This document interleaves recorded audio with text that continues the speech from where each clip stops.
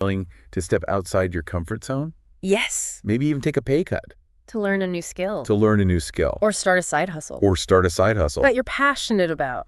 So before we move on to part 2, Okay. we want to hear from you. Yes. What's resonating with you so far What are your thoughts? about Rich Dad, Poor Dad? What parts are, sparking your curiosity? What are you excited to learn more about? Let us know in the comments.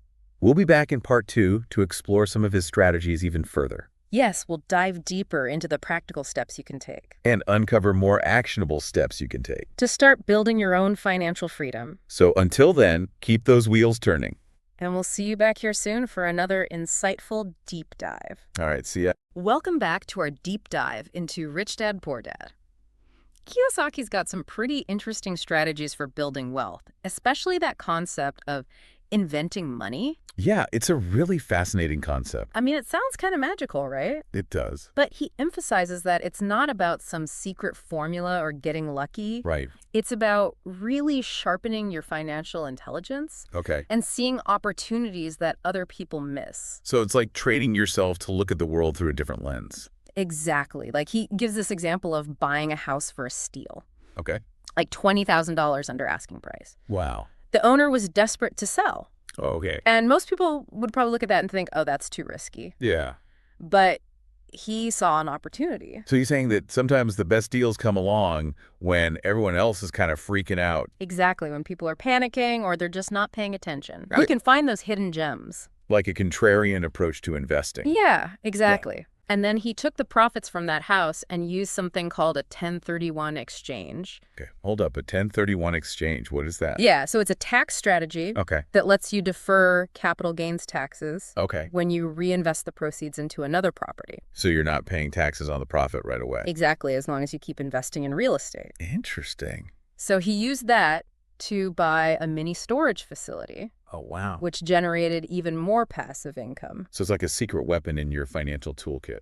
It is. It's one of those things that most people don't even know about. Right. But if you understand these strategies, you can really level up your game. Exactly. And that's what financial intelligence is all about. And he also talks about the importance of leveraging other people's expertise. Oh, yeah. He's a big believer in that. Like not trying to do everything yourself, Right. but finding the right people to help you. Yeah, like working with a skilled real estate agent Okay. or a financial advisor. Makes sense. You can't be an expert at everything. Yeah.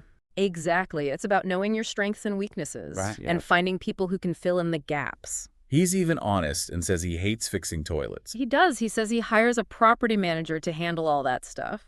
so he can focus on the bigger picture. Exactly. It's about building a team of experts Right. who can support your vision. That's right.